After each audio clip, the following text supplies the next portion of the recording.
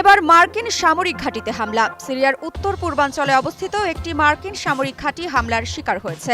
দেশটির হাসাকা প্রদেশের কাসরুক এলাকায় এই হামলার ঘটনা ঘটে। ইরানের রাষ্ট্রীয় সংবাদ সংস্থা মেহের নিউজের এক প্রতিবেদনে এই তথ্য জানা যায়। প্রতিবেদনে আরও বলা হয়েছে, কাসরুক অঞ্চলে অবস্থিত মার্কিন ঘাঁটিতে হঠাৎ করে হামলা চালানো হয়। হামলার ধরন বা এতে কী ধরনের ক্ষয়ক্ষতি হয়েছে সে বিষয়ে এখনও স্পষ্ট কোনো তথ্য প্রকাশ করা হয়নি। তবে স্থানীয় সূত্রগুলো বলছে, ঘাঁটিতে বিস্ফোরণের শব্দ শোনা গেছে এবং এলাকা জুড়ে সাময়িক উত্তেজনা ছড়িয়ে পড়েছে। ঘটনার পর মার্কিন সেনারা পুরো ঘাঁটির চারপাশ ঘিরে ফেলেছে এবং ওই এলাকায় ব্যাপক নজরদারি শুরু করা হয়েছে।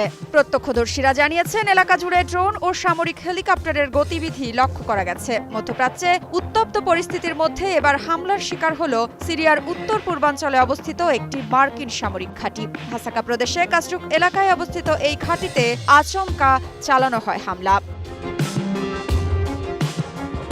স্থানীয় সূত্র জানায়, বিস্ফোরণের পরপরই পুরো এলাকা ঘিরে ফেলে মার্কিন বাহিনী। আকাশে দেখা যায় সামরিক হেলিকপ্টার ও ড্রোনের টহল। তবে হামলার ধরন কিংবা ক্ষয়ক্ষতি সম্পর্কে এখনও আনুষ্ঠানিকভাবে কিছু জানায়নি যুক্তরাষ্ট্র।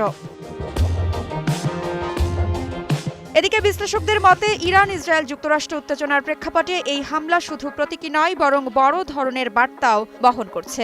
সাম্প্রতিক সময়ে সিরিয়ার মার্কিন ঘাঁটিগুলোর ওপর বারবার হামলার ঘটনায় আঞ্চলিক নিরাপত্তা পরিস্থিতি হয়ে উঠছে আরও জটিল।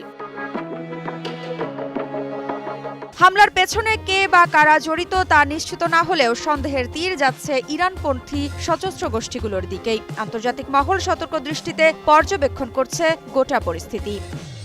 মৃত্তিকা সিনহা বিশ্বাস, নিউজ 24।